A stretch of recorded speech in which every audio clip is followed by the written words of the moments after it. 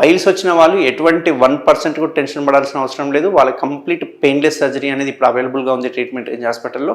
ఎటువంటి 1% కూడా నెగిటివ్గా ఆలోచించాల్సిన అవసరం లేదు, అండ్ 1% కూడా భయపడాల్సిన అవసరం లేదు. ఎందుకంటే వాళ్ళని మేము జస్ట్ ఒక half an hour to 1 hour surgery ఉంటుంది మ్యాక్సిమం టైము. ఆ తర్వాత ఇమ్మీడియట్గా మనం హాఫ్ డేలో కానీ 1 డేలో కానీ డిశ్చార్జ్ చేయడం జరుగుతుంది.